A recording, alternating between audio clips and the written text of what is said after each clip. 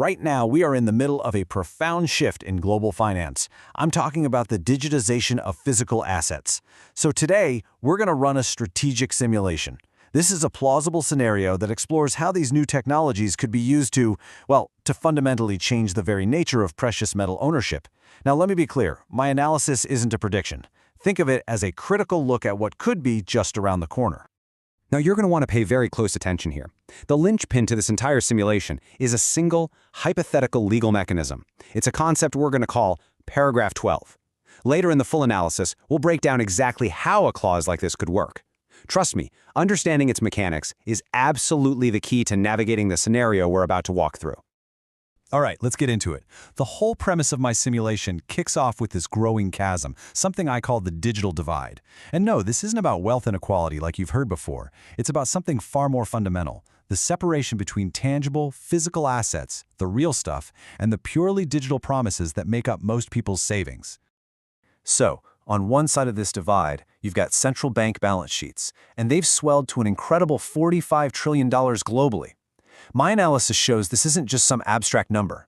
This unprecedented expansion is actively watering down the purchasing power of fiat currencies. You know, the money in your bank account. And in response, well, the savvy institutions and investors, they're moving to the other side. They're securing the tangible assets, things like precious metals, that exist completely outside of that digital system. So the big question is, how could this divide be controlled by the big institutional forces? Well, the key mechanism in our simulation is a technology that's not science fiction. It's already here, and it's being deployed fast. It's called asset-backed tokenization. Let's really dig into how this could be applied to something like physical silver. To put it simply, asset-backed tokenization just creates a digital twin for a physical silver bar. Think of it like a unique digital fingerprint on a secure ledger, like a blockchain. This token becomes the irrefutable, traceable proof of ownership. Now, on the surface, this sounds great, right? More efficiency, more transparency. But in our simulation, this is also what creates an incredibly powerful tool for systemic control. And this is where we get to the critical implication. So, in a system that only officially recognizes tokenized assets, what happens to your silver that isn't tokenized? It doesn't just disappear, but my analysis shows its legal status completely changes.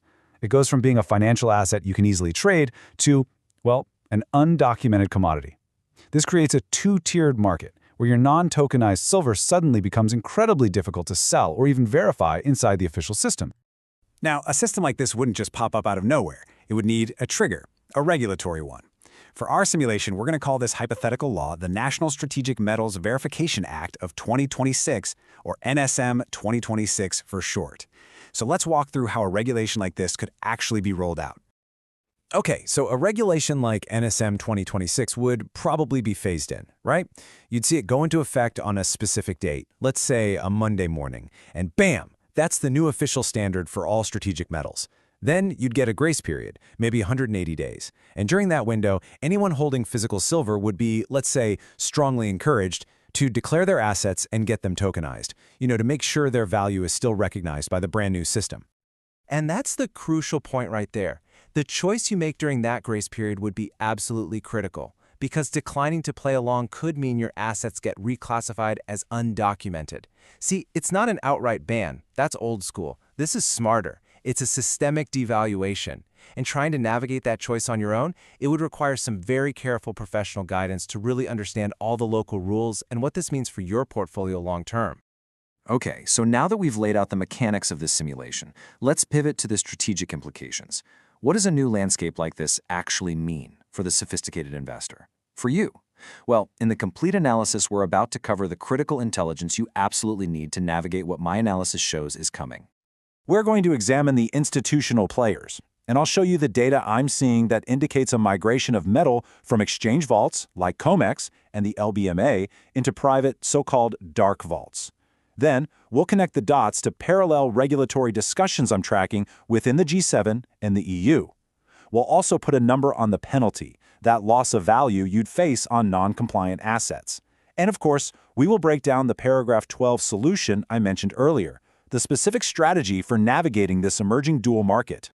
So what this simulation really demonstrates is a plausible, very modern pathway to asset control, one that uses technology and regulation, not, guys in jackboots kicking down your door. My purpose here isn't to alarm you. It's to prepare you. The complete analysis, the one detailing all the strategic responses, follows right now. All right, let's get right into it. The big question we're tackling today is this. Why is physical silver just vanishing from the market? And let me tell you, my analysis shows the real reason is not what you've been led to believe. So, what I'm observing is a massive physical drain that's radically restricting your access to silver. You know, you've got the COMEX in New York and the LBMA in London. Think of them as the big public showcases for the world market. When their inventories drop, it's supposed to signal scarcity. And boy, have they dropped. Since the end of last year, my analysis shows millions upon millions of ounces just pulled from these official vaults. But here's the kicker. This silver isn't being consumed. No. It's being moved. My research shows it's going into what I call dark vaults. These are private, totally non-reportable, high-security facilities that operate completely off the grid, way outside of any government oversight. And this isn't random. I observe this is the foundation of a very calculated plan. First, the big institutions pull all the physical metal from the free market to create this artificial drought. Then, once the showcase looks empty, the system comes to you and says, hey, sorry, no physical silver left. But don't worry, if you want security, you must buy our new digital tokens. It's a classic pincer movement, a strategy some call Zangenbewegung. From one side, they lock away the physical supply, and from the other, they legally force you into their digital system. You're caught right in the middle. Now, my investigation reveals something crucial.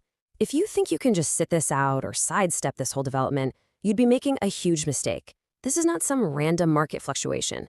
What we're looking at is a coordinated G7 initiative, and it has a name, NSM 2026. And believe me, there's no running from this.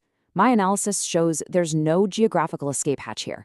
In the United States, the SEC is pushing tokenization hard, using the BlackRock model as the blueprint.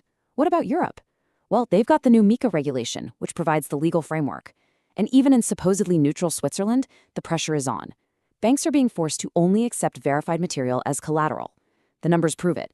This is a unified front across the entire G7 financial system. The net is global. So you might be asking, how does this global net actually close in on me? Let's get right to the consequences if you fail to act on this information, because I've looked at the enforcement mechanism and, well, it's something else.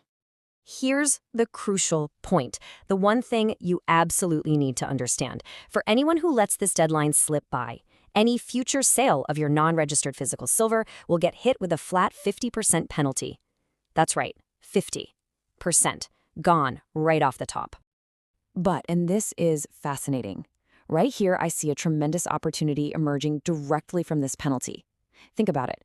While the new tokenized silver will have its price dictated by the big institutions, what about the anonymous physical silver? My analysis indicates it's going to become the ultimate shadow currency. It'll thrive in private networks, in trade with the BRICS nations. The data shows it will trade for far, far more than the official spot price. Why? Because it's the last real asset that's free from total government surveillance. But here's the thing. This entire system, as clever as it is, has a flaw. My deep dive into the actual text of the NSM 2026 regulation has uncovered something they probably hoped no one would notice. A specific clause, hidden in plain sight, right in paragraph 12. And this clause, well, it brilliantly illustrates the escape hatch I've identified. It says that anyone who files a sworn declaration of their current holdings by next Sunday gets a 5-year transitional period, a 5-year grace period. This is what protects your existing assets from being immediately forced into tokenization and, crucially, saves you from that 50% penalty. Okay, let's break down this timeline because the urgency here is extreme. Today, right now, is your window of opportunity. Next Sunday is the absolute drop-dead deadline for filing that declaration. And then, come Monday morning, bam, the 50% penalty activates. And it's permanent for any assets that weren't declared. So what do? I've identified 2 essential steps you must take. Step 1, file the sworn declaration. Step 2, consult a specialized lawyer. And I have to be crystal clear on this. This is purely my informational analysis. The requirements are different in the US, in Germany, in Switzerland. That's why talking to a legal expert is absolutely non-negotiable. Only they can make sure your declaration is done right for your specific jurisdiction, protecting you from the penalty without trapping you in their tokenization system. And that brings us to the real endgame here, which is true autonomy. My long-term strategy goes way beyond just compliance. It's about building decentralized storage structures. It's about networking within local, private trading rings. And most importantly, it's about recognizing that 50% penalty for what it really is, an admission of fear. It shows the institutions are terrified of the power of your uncontrolled physical assets. So, here is the final, crucial point I want you to walk away with. This needs to be your guiding principle. The system, they're just playing for time, hoping you'll comply because it's easier. But we play for substance. We play for real, tangible assets that are completely outside of their control. Stay vigilant.